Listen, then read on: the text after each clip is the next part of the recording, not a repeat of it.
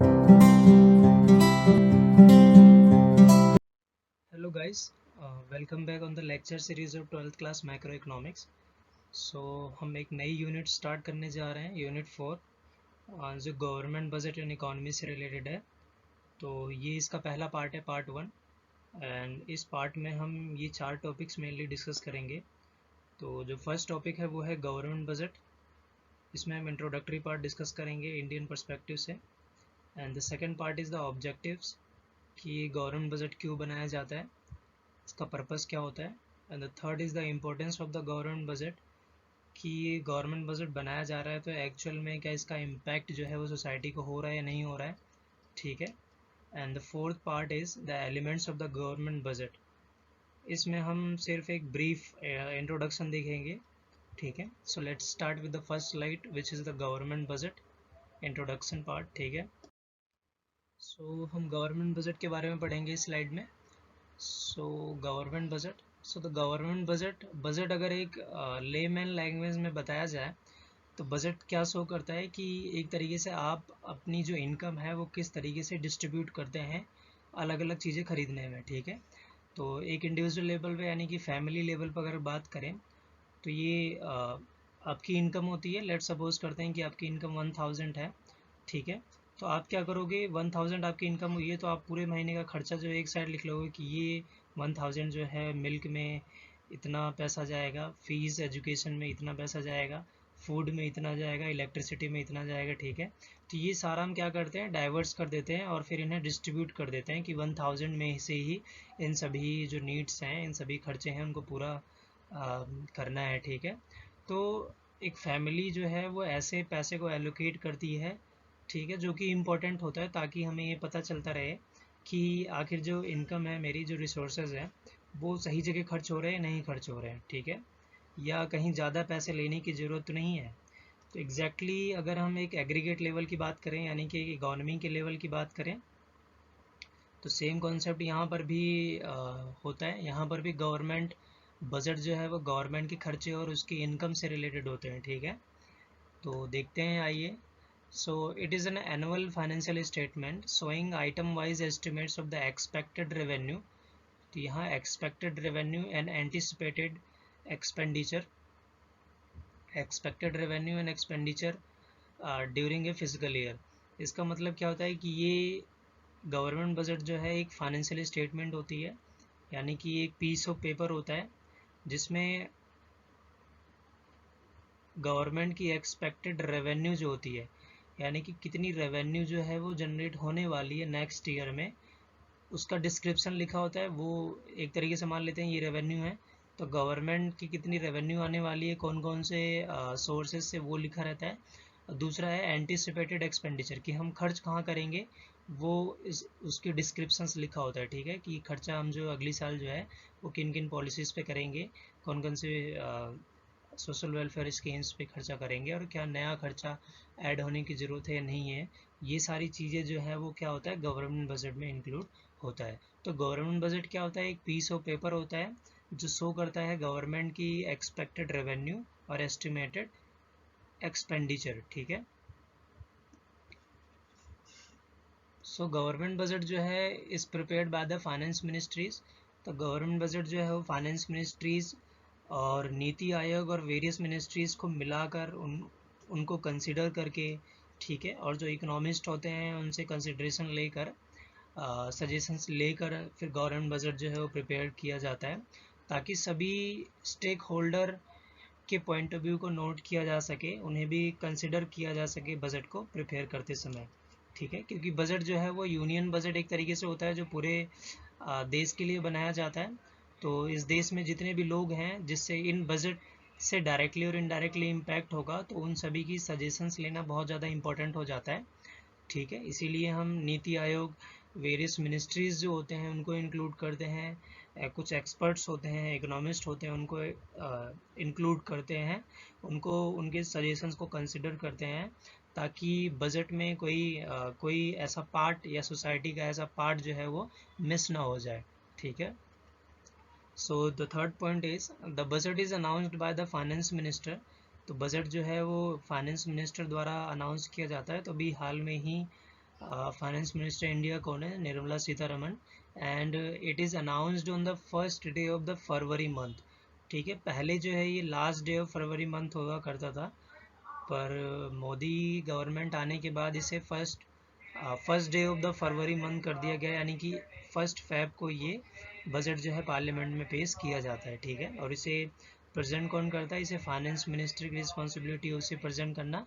तो निर्मला सीतारमन जो है ये प्रेजेंट करती हैं पार्लियामेंट में बजट को। ठीक है, सो every nation needs a budget for the optimum utilization of its resources and growth।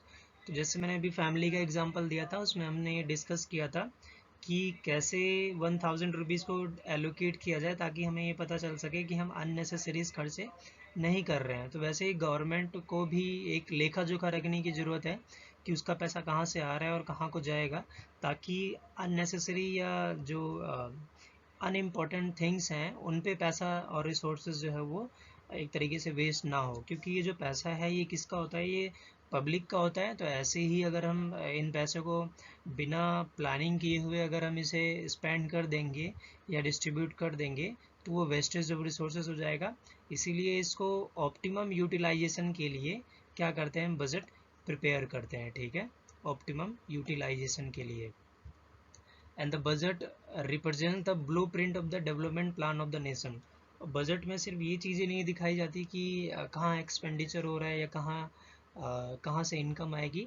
Budget ये भी बताता है कि गवर्नमेंट जो है वो कौन कौन से न्यू प्लान्स जो है वो इंट्रोड्यूस करने वाली है, न्यू स्कीम्स इंट्रोड्यूस करने वाली है, या कुछ नई ऐसी पॉलिसीज़ हैं उसे इंट्रोड्यूस करने वाली है जिससे इकॉनमी की ग्रोथ और डेवलपमेंट को सपोर्ट मिले। ठीक है, तो एक तरीके से अगर बजट है तो इसका मतलब ये एक ब्लूप्रिंट होता है किसी भी नेशंस के डेवलपमेंट प्लान का। ठीक है, क्योंकि इसमें प्लान का डिस्क्रिप्शन दिया होता है।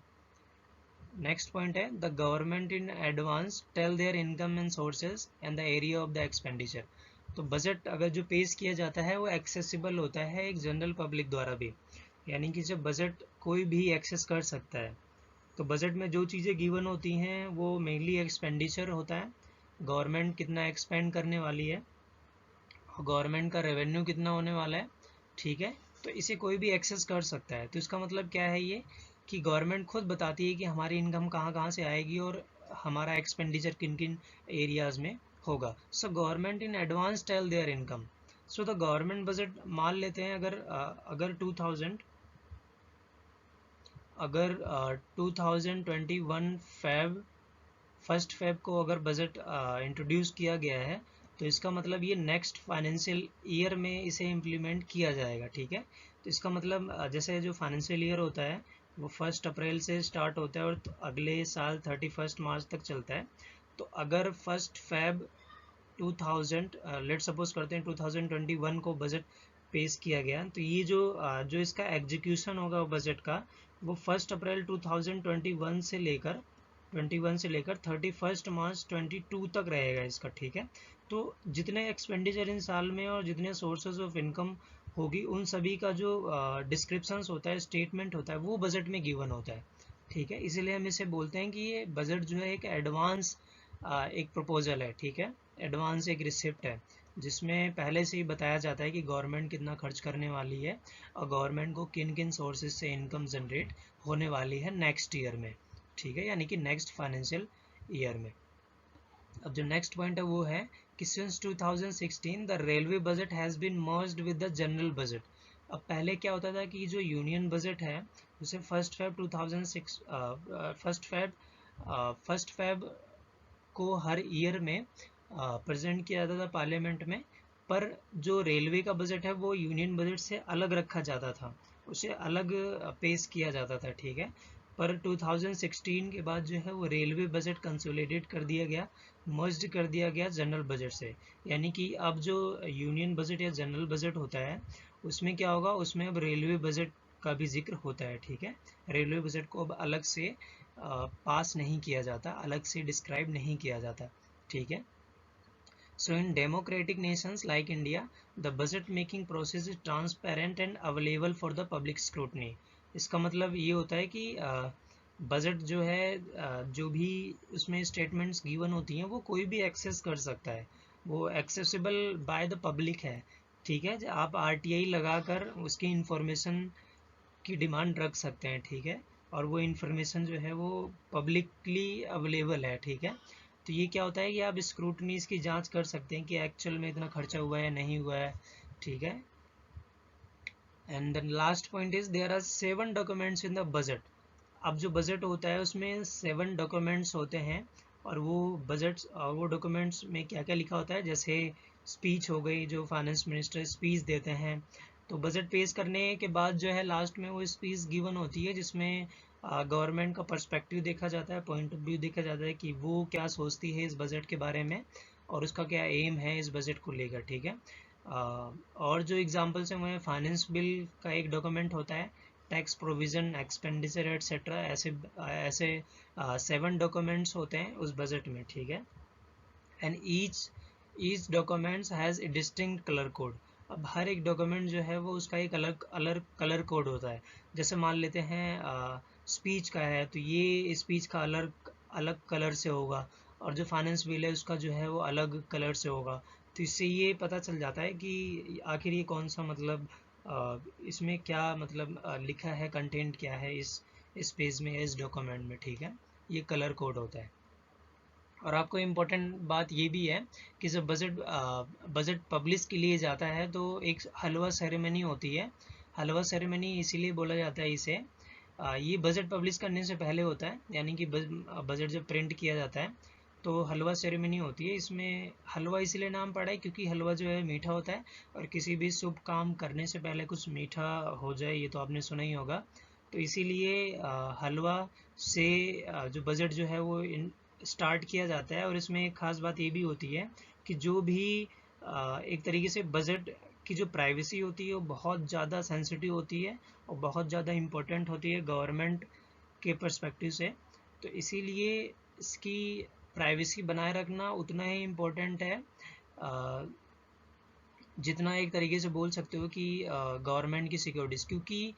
क्योंकि अगर प्राइवेसी नहीं होगी तो पहले से ही लोगों को पता चल जाएगा यहाँ यहाँ खर्चे होने वाले हैं, तो यहाँ टैक्स बढ़ेगा घटेगा, तो लोग पहले से ही बिहेव करना स्टार्ट कर देते हैं। और जो गवर्नमेंट चाहती थी कि इसको आने पर ये इम्पैक्ट होना चाहिए वो नलीफाई हो जाता है, फिर वो इम्पैक्ट नहीं होता है, ठीक है। तो इसीलिए इसे प्राइवेसी बनाए रखना बहुत ज़्यादा इम्पोर्टेंट है। और ऐसे केसेस में क्या होता है, इसे प्राइवेसी बनाए रखने में क्या किया जाता है कि हलवा सेरेमनी के बाद जो लोग इससे एसोसिएटेड होते हैं उन्हें एक तरीके से एक अलग ही रूम में रख दिया जाता है, और वो एक तरीके से वो फैमिली से और रिलेटिव से, फ्रेंड से, इन सब से कट हो जाते हैं। ना तो अपना पर्सनल फ़ोन यूज़ कर सकते हैं और ना ही कुछ चीज़ें कम्युनिकेशन के लिए यूज़ कर सकते हैं। वो 1 हफ्ते 2 हफ्ते तक और कभी कभी 1 महीने तक क्या है उन्हें अलग रखा जाता है। एक तरीके से बोल सकते हो कि वो किसी से कम्युनिकेट नहीं कर सकते। वो इसलिए रखा जाता है क्योंकि मेन पर्पज़ है प्राइवेसी को मेंटेन करना, ठीक है। तो आई होप आपको गवर्नमेंट बजट पता चल गया हो। तो गवर्नमेंट बजट क्या होता है, एक फाइनेंशियल स्टेटमेंट होती है जो क्या शो करता है, जो शो करता है कि गवर्नमेंट की एक्सपेक्टेड रेवेन्यू कितनी होने वाली है, यानी कि कितने अनुमानित व्यय होने वाले हैं। और दूसरा है एंटिसिपेटेड एक्सपेंडिचर की कहाँ कहाँ गवर्नमेंट खर्च करने वाली है, ठीक है। एक फिजिकल ईयर यानी कि जो नेक्स्ट फाइनेंशियल ईयर है उसमें कितना करने वाली है, तो बजट यही शो करता है, ठीक है। नेक्स्ट स्लाइड पे चलते हैं। Next slide is the why does government need to make budget और इम्पोर्टेंस। तो बजट की इम्पोर्टेंस आखिर क्यों पड़ी, क्यों हमें गवर्नमेंट बजट बनाना पड़ता है, या फिर क्यों ज़रूरत है गवर्नमेंट बजट की। तो हमें पता है जैसे कि any political party which forms the government at the central has the certain responsibility, है ना। और रिस्पॉन्सिबिलिटी सोशल सोसाइटी की होती है, पॉलिटिकल की होती है, और इकोनॉमिक रिस्पॉन्सिबिलिटी भी होती है, ठीक है। So the economic diversity such as the India, it is extremely important for the government to allocate the resources wisely. अब इतना डाइवर्स कल्चर है, इतने रिसोर्सेज कम है पर पॉपुलेशन बहुत ज़्यादा है, और हर एक पॉपुलेशन एक तरीके से डिफरेंट सोसाइटीज़ में है क्योंकि हर एक सोसाइटीज़ का डिफरेंट कल्चर है ना, डिफरेंट लैंग्वेजेस है। तो उन सभी को ध्यान में रखते हुए जो हमारे पास लिमिटेड और स्कार्स रिसोर्सेज हैं उनको कैसे एलोकेट किया जाए, तो बिना प्लानिंग के इतने बड़े लेवल पर तो नहीं किया जा सकता। इसीलिए गवर्नमेंट बजट बनाया जाता है कि गवर्नमेंट बजट क्या होता है, एक फाइनेंशियल स्टेटमेंट होती है जिसमें सोच समझकर जितने भी स्टेक होल्डर्स होते हैं उनका सजेशंस को कंसिडर करके गवर्नमेंट बजट बनाया जाता है कि किन सेक्टर्स को कहाँ से पैसे आने वाले हैं और किन सेक्टर को ज़्यादा ध्यान में रखने की ज़रूरत है और किन सेक्टर्स को कम ध्यान में रखने की ज़रूरत है। ठीक है, जिससे क्या होता है कि जो अननेसेसरीज खर्चे होते हैं वो बच जाते हैं। ठीक है, जिससे रिसोर्सेज को यूटिलाइज करना, ऑप्टिमम यूटिलाइज करना आसान हो जाता है। ठीक है, so the next point है the various factors such as the uplifting underprivileged section of the society, facilitating financial inclusion, mitigating regional disparity, upgrading defense capabilities, and the providing proper educational facilities, eradicating poverty, illiteracy, unemployment, income inequality। तो ये जो problems हैं, इन problems को तभी solve किया जा सकता है जब रिसोर्सेज को सही तरीके से डायरेक्ट किया जाए।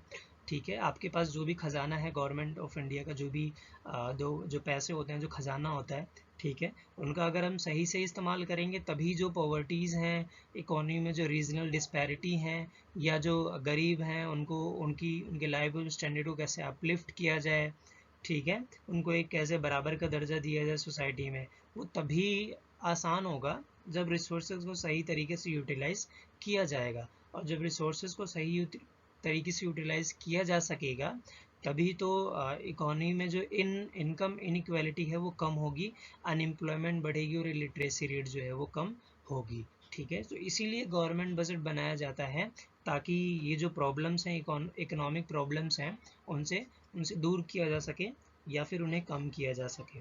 ठीक है, the third point is the budget measures the budget measures help the government in meeting these goals। तो ये गोल्स को प्राप्त करने के लिए ये जो गवर्नमेंट बजट है ये बहुत ज़्यादा इंपॉर्टेंट है। And budget gives an overview of the physical policy of the government.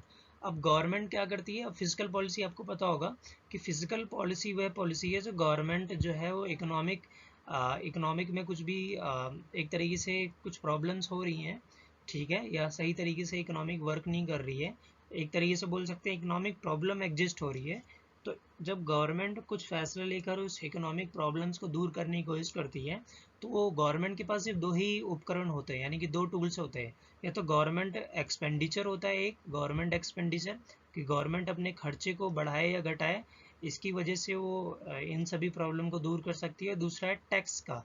तो ये जो गवर्नमेंट एक्सपेंडिचर और टैक्स है, टैक्स क्या होता है, रेवेन्यू होता है। अब देखो यही चीज़ तो बजट में भी लिखी होती है। बजट क्या होता है, एक स्टेटमेंट होती है जिसमें गवर्नमेंट के एस्टिमेटेड एक्सपेंडिचर और एस्टिमेटेड रेवेन्यू होती है, यानी कि टैक्स होता है। तो एक तरीके से गवर्नमेंट बजट क्या शो कर रहा है, government budget physical policy show कर रहा है कि गवर्नमेंट फिजिकल पॉलिसी कैसे यूज करेगी। इसका मतलब वो टैक्स और गवर्नमेंट एक्सपेंडिचर कैसे चेंजेस करेंगे इन सभी जो इकोनॉमिक प्रॉब्लम्स है इनको दूर करने के लिए। ठीक है, तो जो फोर्थ पॉइंट है, the budget shows the physical policy and the item wise estimates of the expenditure discloses how much and on what items the government is going to spend. Similarly, item wise details of the government receipts indicate the sources from the government intends to get money to finance the expenditure। तो इसमें तो physical policies में government expenditure और tax दो component होते हैं। अब ये दो कंपोनेंट बजट में लिखे होते हैं। तो अगर गवर्नमेंट एक्सपेंडिचर की बात करें तो गवर्नमेंट एक्सपेंडिचर को देख के बजट में गवर्नमेंट एक्सपेंडिचर का जो डॉक्यूमेंट होगा उसको अगर देखेंगे तो इससे पता चल जाएगा कि कहाँ कहाँ गवर्नमेंट खर्च करने वाली है। एजुकेशन पे करेगी या फिर हेल्थ सेक्टर पे करेगी या एम्प्लॉयमेंट को बढ़ाने के लिए करेगी। ठीक है, और जो टैक्स डॉक्यूमेंट है उसमें टैक्स प्रोविजंस जो डॉक्यूमेंट्स होंगे उनको देख के क्या पता चलेगा कि गवर्नमेंट को कहाँ कहाँ से इनकम मिलने वाली है, टैक्स रेट में चेंजेस होंगे या नहीं होंगे, ये सारी इन्फॉर्मेशन पता चलती है। तो ओवरव्यू अगर देखा जाए तो गवर्नमेंट बजट जो है वो एक तरीके से फिजिकल पॉलिसी को रिप्रेजेंट करती है। ठीक है, and the last point is in this way the budget is most important instruments in hand of the government to achieve their objectives and there lies the importance of the government budget। तो इसीलिए government budget जो है वो बनाना बहुत ज़्यादा ज़रूरी है। तो मेन पॉइंट क्या होता है, गवर्नमेंट बजट इसलिए बनाया जाता है क्योंकि रिसोर्सेज को फुली यूटिलाइज किया जा सके ऑप्टिमली। ठीक है, और जो इकोनॉमिक प्रॉब्लम्स हैं उन्हें दूर किया जा सके। और तीसरा है कि गवर्नमेंट बजट जो है वो एक फिजिकल पॉलिसी रिप्रेजेंट करता है जो हमें ये बताता है कि गवर्नमेंट एक्सपेंडिचर कहाँ होने वाला है और गवर्नमेंट का जो इनकम है, रेवेन्यू है, वो कहाँ कहाँ से सोर्सेज हैं उसके। ठीक है, सो नेक्स्ट स्लाइड पे चलते हैं। नेक्स्ट स्लाइड है ऑब्जेक्टिव्स ऑफ द गवर्नमेंट, कि गवर्नमेंट के कौन कौन से ऑब्जेक्टिव्स हैं। ठीक है, सो पहला जो मेन ऑब्जेक्टिव है, यानी कि गवर्नमेंट बजट आखिर बनाया जाता है तो किस उद्देश्य के लिए बनाया जाता है, एम क्या होता है गवर्नमेंट बजट का। तो पहला होता है एम जो होता है री एलोकेशन ऑफ द रिसोर्सेज। ये बहुत ज़्यादा इम्पोर्टेंट पॉइंट है पेपर के पॉइंट ऑफ व्यू से या फिर नॉलेज के पॉइंट ऑफ व्यू से, कि गवर्नमेंट बजट आखिर ऑब्जेक्टिव क्या होता है बनाने का। तो जो पहला ऑब्जेक्टिव होता है वो होता है री एलोकेशन ऑफ द रिसोर्सेज। जो रिसोर्सेज हैं उन्हें कैसे दोबारा डिस्ट्रीब्यूट किया जाए। तो देखो री एलोकेशन क्यों लिखा है यहाँ पर, एलोकेशन क्यों नहीं लिखा, क्योंकि एलोकेशन का मतलब होता है बांटना और री एलोकेशन का मतलब होता है दोबारा बांटना। अब बात करते हैं यहाँ दोबारा बांटने की बात क्यों की जा रही है। ठीक है, तो हमें पता है कि इकोनॉमी जो है वो, इंडियन इकोनॉमी जो है वो क्या है, मिक्स्ड इकोनॉमी है। और मिक्स्ड इकोनॉमी में क्या होता है कि मार्केट मार्केट भी चलती है, प्लस में गवर्नमेंट इंटरवेंशंस भी होता है। ठीक है, ये दोनों मिलकर जो है इकोनॉमी को चलाते हैं। अब अगर बात करें कि इकोनॉमी में गवर्नमेंट इंटरवेंशन तब ज़रूरी होता है जब गवर्नमेंट को लगता है कि इकोनॉमिक प्रॉब्लम्स जो हैं वो मार्केट मैकेनिज्म से सॉल्व नहीं हो रहा है, इसीलिए गवर्नमेंट इंटरवीन करती है। तो गवर्नमेंट का जो रिसोर्सेज डिस्ट्रीब्यूशन होता है वो मार्केट मैकेनिज्म पे डिपेंड करता है।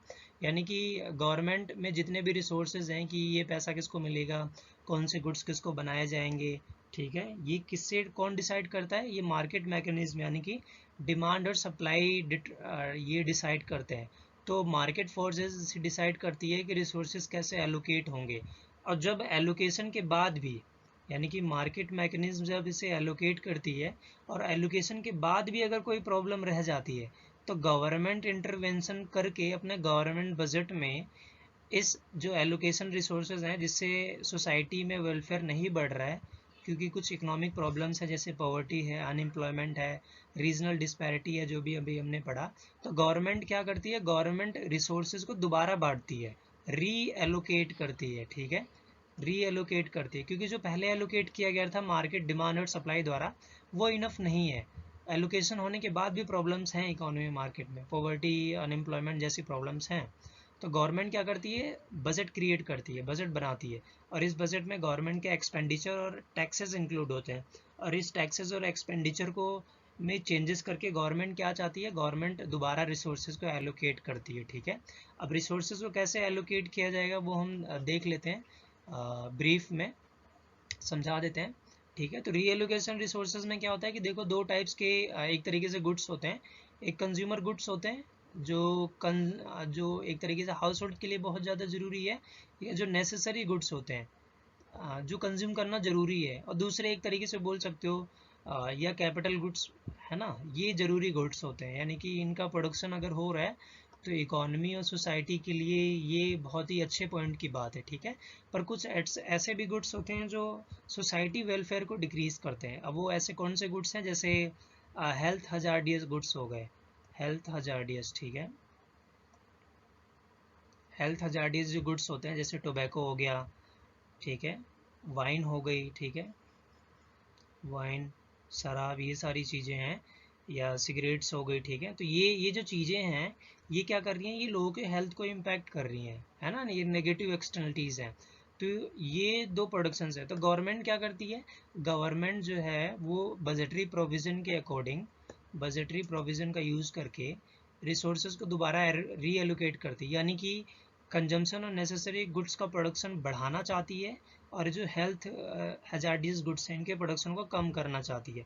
तो गवर्नमेंट क्या करेगी, कंज्यूमर गुड्स को बढ़ाने के लिए, क्योंकि कंज्यूमर गुड्स ज़्यादा होंगे तो इकोनॉमी में सोशल वेलफेयर ज़्यादा होगा और इकोनॉमी में ग्रोथ भी ज़्यादा होगी। तो इसको बढ़ाने के लिए गवर्नमेंट क्या करेगी, गवर्नमेंट जो है वो क्या करती है, टैक्स को कम कर देती है। क्योंकि अगर टैक्स यानी कि प्रोडक्शन टैक्स जो लगता है गुड्स को प्रोड्यूस करने पे जो टैक्स लगता है, अगर वो कंज्यूमर गुड्स से कम कर दे तो इसका मतलब प्रोड्यूसर्स की कॉस्ट जो है डाउन हो जाएगी, और जब प्रोड्यूसर की कॉस्ट डाउन होगी तो प्राइसेस डाउन हो जाएंगे, उसका सामान ज़्यादा बिकेगा, और जब उसका सामान ज़्यादा बिकेगा तो वो ज़्यादा और ज़्यादा प्रोडक्शन करेगा, और ज़्यादा प्रोडक्शन करेगा तो बेरोज़गारी जो है वो कम हो जाएगी। ठीक है, तो गवर्नमेंट रीएलोकेट कैसे करती है, जो ज़रूरी चीज़ें हैं उनको टैक्स घटा देती है और उन्हें सब्सिडीज़ प्रोवाइड करती है, टैक्स कम कर देगी और उन्हें सब्सिडीज़ प्रोवाइड कर देगी, जिसकी वजह से इनका प्रोडक्शन जो है वो क्या हो जाएगा, बढ़ जाएगा।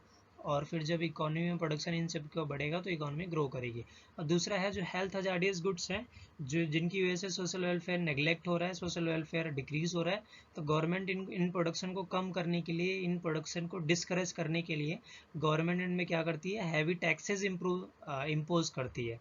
हैवी टैक्सेस होता है और सब्सिडीज़ जो है वो कट कर देती है। सब्सिडीज़ तो देती ही नहीं है इन सभी गुड्स पे, तो हैवी टैक्सेस इम्पोज कर देती है। और जो हैवी टैक्सेस इम्पोज करेगी तो प्रोडक्शन कोस्ट ज़्यादा हो जाएगी फर्म की, और गुड्स महंगे हो जाएंगे, और महंगे होने पर इनकी डिमांड कम हो जाएगी, तो प्रोड्यूसर अपने आप गुड्स की जो प्रोडक्शन है वो कम कर देंगे। ठीक है, तो मेनली ऐसे गवर्नमेंट जो है वो सब्सिडीज़ और टैक्सेशन का यूज़ करके जो प्रोडक्शन बढ़ाना चाहती है, जिससे इकोनॉमी ग्रो करेगी और सोशल वेलफेयर इंक्रीज होगा, उन पर टैक्स कम कर देती है और सब्सिडीज गी देती है। और जो ऐसे गुड्स जो हेल्थ हजार्डियस हैं उन पे हाई हाई टैक्स रेट लगाकर उनके प्रोडक्शन को कम करती है। तो गवर्नमेंट ऐसे गुड्स को डिस्ट्रीब्यूट करती है, सॉरी रीडिस्ट्रीब्यूट करती है, ठीक है, एलोकेट करती है।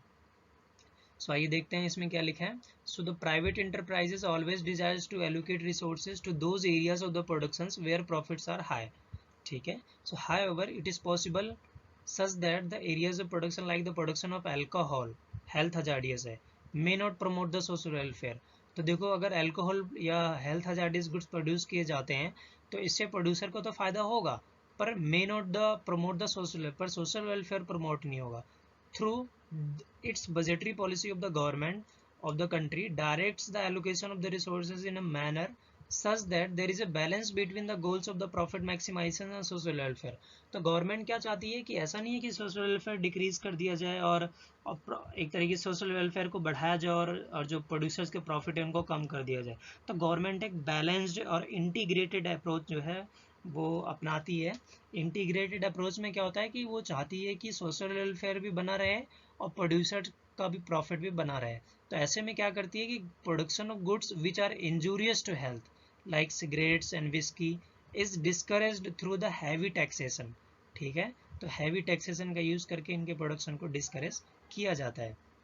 On the other hand side the production of the socially useful goods जैसे इलेक्ट्रिसिटी हो गया, खादी हो गया, या एक तरीके से राइस हो गया। ठीक है, तो ऐसे गुड्स जो इम्पोर्टेंट होते हैं, जो कंज्यूमर गुड्स हैं, जो नेसेसरी हैं एक कंज्यूमर को एक तरीके से एक अच्छी लाइफ को जीने में, तो ऐसे गुड्स के प्रोडक्शन को इनक्रेज किया जाता है, is increased through the subsidies और टैक्स रेट को कम करके। ठीक है, so the finally government has to reallocate the resources in accordance to the social and economic consideration in case of the free market fails to do और does so इनएफिशिएंटली।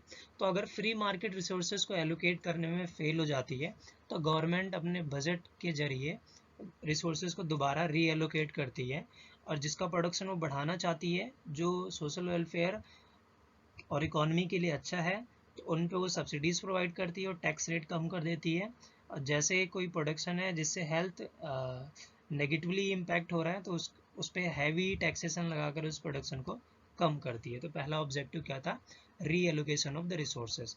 And the second, ठीक है, करके तो इसमें हम क्या करेंगे, तो इसमें हम देखते हैं क्या लिखा है। The budget of the government shows in comprehensive access in the taxation and subsidies.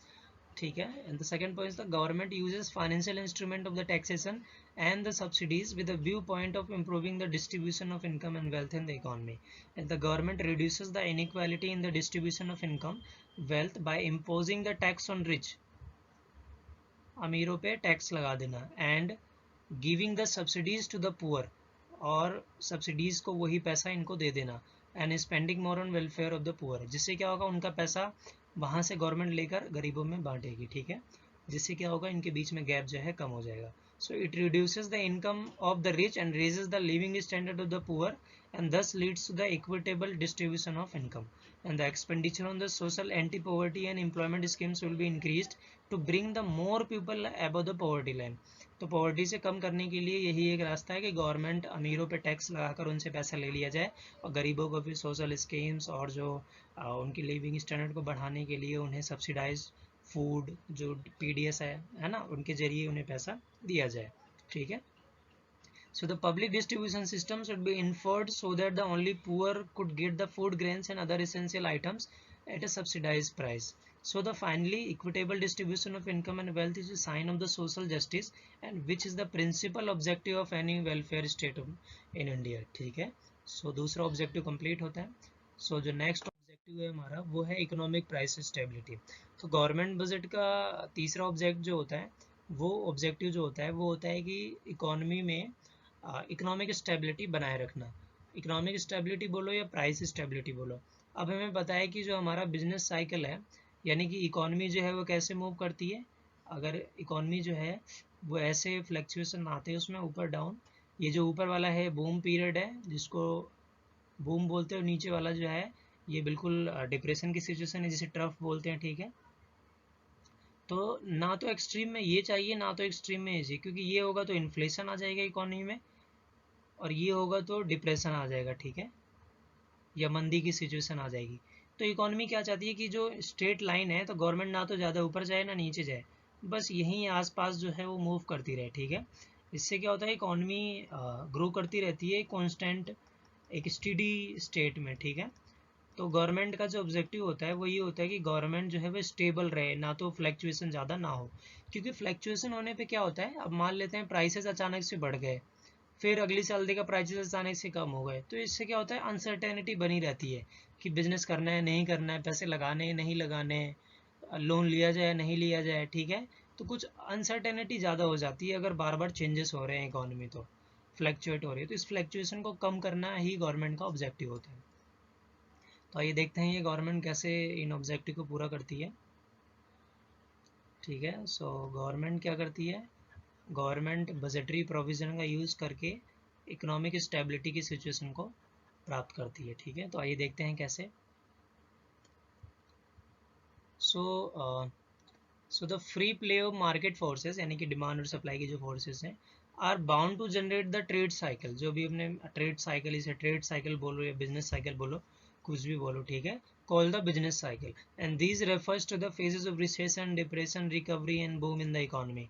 ठीक है, अब जैसे ये जो साइकिल था हमने देखा था, जो इसे बिजनेस साइकिल ये बोले, तो ये जो देखो ये वाला जो पीरियड है ये इकोनॉमी ऊपर की तरफ बढ़ रही है, तो ये इसको हम बोलते हैं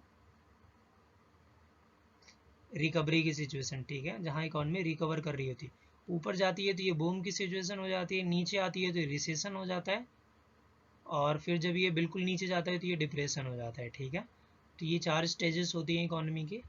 तो ये चार स्टेजेस अगर है इकोनॉमी में तो इसका मतलब ट्रेड साइकिल है इकोनॉमी में. ठीक है, आगे डिस्कस करते हैं.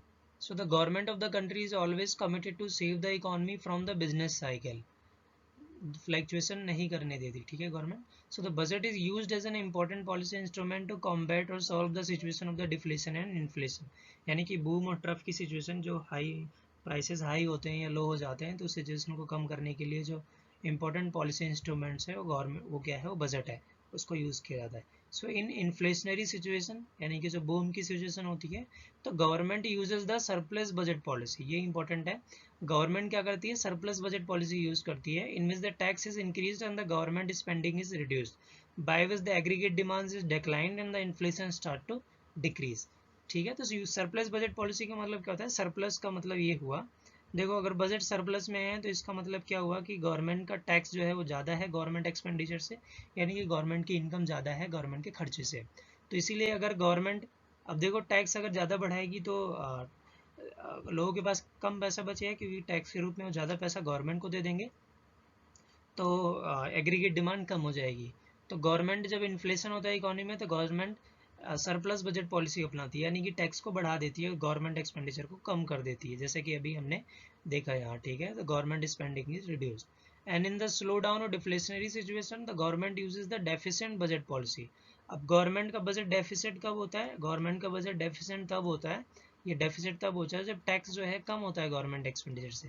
तो इसमें क्या होता है, the tax is sorry the budget policy in which the government spending is increased and the tax is cut, through which the people real income increases and the demand for the product increases and the economy start to recover and achieve a stable position. ठीक है, सो economic price stability government जो है वो surplus budget policy और deficit budget policy का use करके achieve करती है. ठीक है, और जो लास्ट हमारा ऑब्जेक्टिव है गवर्नमेंट बजट का वो है इकोनॉमिक रीजनल डिस्पैरिटी। अब देखो, मैंने देखा होगा कि कुछ जो मेट्रोपॉलिटन सिटीज़ होते हैं वहीं पर ज़्यादातर फैक्ट्रीज जो हैं वो अपना बिजनेस या कंपनी, जैसे नोएडा, अगर दिल्ली में देखा जाए तो नोएडा, मुंबई, हैदराबाद, यहाँ पर ही ज़्यादातर जो कंपनीज हैं वो अपने बिजनेस को एस्टेब्लिश कर रही हैं। बाकी जो और भी क्षेत्र हैं वहाँ पर भी तो लोग हैं, सोशल सोसाइटी है, तो वहाँ पर भी तो एम्प्लॉयमेंट की ज़रूरत है। लोग इमिग्रेट क्यों होते हैं, मतलब शिफ्ट क्यों होते हैं एक जगह से दूसरी जगह, एक स्टेट से दूसरी, जॉब अपॉर्चुनिटीज़ के लिए। तो ये जॉब अपॉर्चुनिटीज़ जब, तो जो मेट्रोपॉलिटन सिटीज़ होती हैं टायर 1 की, जैसे दिल्ली हो गया, मुंबई हो गया, तो यहाँ भीड़ ज़्यादा हो जाती है। और भीड़ इसलिए हो रही है क्योंकि उन्हें गांव में नौकरी नहीं मिल रही, क्योंकि गांव में कोई कंपनीज ही नहीं है, फैक्ट्रीज ही नहीं है, और लोग लगाना भी नहीं चाहते वहाँ पर। वो क्यों नहीं लगाना चाहते? तो गवर्नमेंट तो ऐसे ऐसे एरिए को जहाँ पर वो पिछड़ा हुआ है इकोनॉमिकली, जहाँ पर कोई मार्केट नहीं है सही से, बाजारें नहीं है, एम्प्लॉयमेंट वहाँ जनरेशन नहीं है, इंफ्रास्ट्रक्चर सही नहीं है, तो ऐसे एरिया को क्या बोलते हैं हम? इकोनॉमिक रीजनल डिस्पैरिटी, है ना। यानी कि जो इकोनॉमिक रीजनल, जो बैकवर्ड, इकोनॉमिक बैकवर्ड जो एरियाज होते हैं, जो पिछड़े हुए होते हैं आर्थिक रूप से, ठीक है। तो some part of the region is economically backward because of the absence of the market और industries etcetera. Therefore the government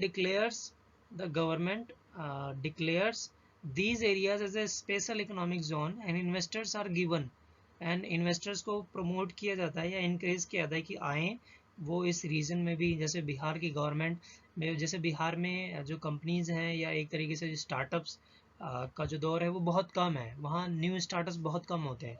startup cities वैसे बेंगलोर या मुंबई इन सबको बोला जाता है क्योंकि वहाँ ज़्यादा है। जैसे बिहार जो एरियाज़ क्या हैं स्टार्टअप्स के लिए, वो इकोनॉमिक रीजनल डिस्पैरिटी की तरह वर्क करती है, यानी कि वो पिछड़े हुए एरियाज़ हैं, इकोनॉमिकली बैकवर्ड हैं, ठीक है। तो वहाँ पर प्रमोट करने के लिए गवर्नमेंट क्या करेगी? गवर्नमेंट प्रमोट करने के लिए investors are given the economic assistance through the tax relief. तो गवर्नमेंट क्या करती है? टैक्स में छूट कर देती है उनके प्रॉफिट को, ये सभी, which motivates them to establish their industry and plant in these economical backward areas. और जब वो टैक्सेस छूट दिया जाएगा, रिसोर्सेज इजीली अवेलेबल करवाया जाएगा, फाइनेंस इजीली, बैंक से फाइनेंस इजीली अवेलेबल करवाया जाएगा अगर कोई बिजनेस स्टार्ट करना चाहता है वहाँ पर। तो ऐसे एरियाज़ में क्या होता है कि लोग इनकरेज होते हैं ऐसे इकोनॉमिक जोन जो इकोनॉमिकली बैकवर्ड हैं उनमें इस्टेब्लिश करने के लिए, ठीक है, उनमें अपना बिजनेस स्टार्ट करने के लिए। जिससे क्या होता है कि सोसाइटी का भी डेवलप होता है, एम्प्लॉयमेंट भी जनरेट होती है, और फिर लोग जो हैं वो मूव नहीं करते हैं एक सिटी से दूसरी सिटी में, ठीक है। तो गवर्नमेंट का ऑब्जेक्टिव, तो हमने 4 ऑब्जेक्टिव पढ़े। फर्स्ट है रीडिस्ट्रीब्यूशन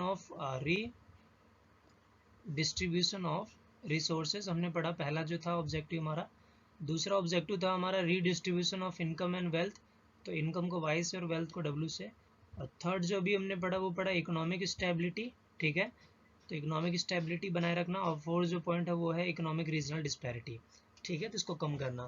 तो ये 4 ऑब्जेक्टिव हैं जो बहुत ज़्यादा इंपॉर्टेंट हैं गवर्नमेंट बजट और सिलेबस के अकॉर्डिंग, ठीक है। तो आई होप आपको ये 4 ऑब्जेक्टिव्स जो हैं वो अच्छे तरीके से समझ में आए होंगे, ठीक है। अब नेक्स्ट स्लाइड पे चलते हैं। Next slide is for about the elements of the government budget. So elements of the government budget, यानी गवर्नमेंट बजट में कौन कौन से एलिमेंट्स होते हैं। तो अभी हम बार बार वही डिस्कस कर रहे हैं कि गवर्नमेंट बजट 2 एलिमेंट्स होते हैं। एक होता है गवर्नमेंट एक्सपेंडिचर, एक होता है गवर्नमेंट रेवेन्यू, गवर्नमेंट एक्सपेंडिचर और गवर्नमेंट रेवेन्यू, ठीक है, यानी गवर्नमेंट इनकम। अब देखो इसे भी फिर 2 पार्ट्स में डिवाइड किया गया है, ठीक है।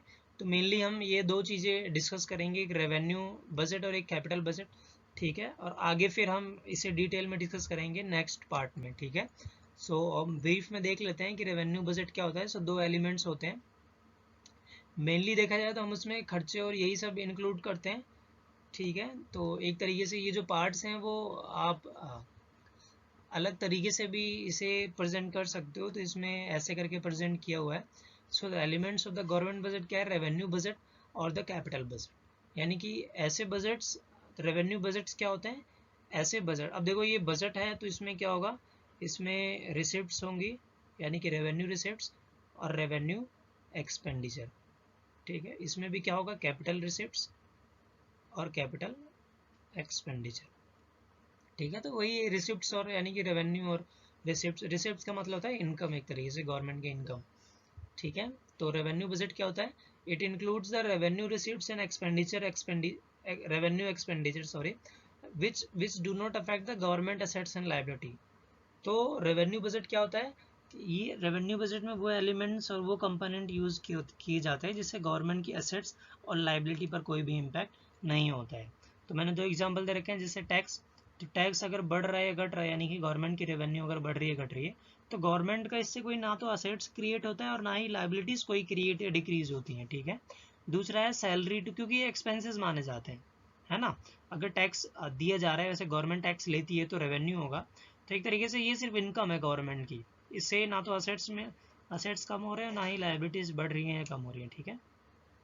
दूसरा है सैलरी। तो गवर्नमेंट की सैलरीज जो है वो गवर्नमेंट सैलरी पे करती है अपने एम्प्लॉयज़ को। तो इसमें क्या होता है कि गवर्नमेंट का ये एक्सपेंडिचर होता है, तो इससे ना तो एसेट्स और लाइबिलिटी कोई भी इम्पैक्ट नहीं होता है। और नेक्स्ट जो है वो कैपिटल बजट है। Capital budget includes the capital receipts, यानी कि रिसिप्ट्स और एक्सपेंडिचर कैपिटल टर्म्स में, which do affect the assets and liability. ये असेट्स और लाइबिलिटी को इम्पैक्ट करते हैं the government, such as the disinvestment and the loan repayment, ठीक है। तो ये ओवरव्यू था, ब्रीफ में हमने elements of the government budget पढ़ा। नेक्स्ट पार्ट में हम इसे ब्रीफ में मतलब डिटेल्स में डिस्कस करेंगे और इसके कंपोनेंट के भी पार्ट हम डिस्कस करेंगे, ठीक है। तो इस लेक्चर सीरीज़ में बस इतना ही। Thank you. अगर ये लेक्चर आपको अच्छा लगा हो तो उन लोगों को ज़रूर शेयर करना जो एक तरीके से अफोर्ड नहीं कर सकते, मतलब ये इकोनॉमिक कंटेंट जो है तो ये फ्रीली अवेलेबल है, तो आप उन्हें शेयर कर सकते हो। और ये एग्जैक्ट जो है वो जितना सिलेबस में गिवन है, मैं उससे कहीं ज़्यादा इससे पढ़ाने या content given, quality content given देने की कोशिश कर रहा हूँ, ताकि कुछ रह ना जाए एग्जामिनेशन पॉइंट ऑफ व्यू से और आपकी नॉलेज से, ठीक है। सो ये लेक्चर यहीं पर ख़त्म करते हैं। Thank you.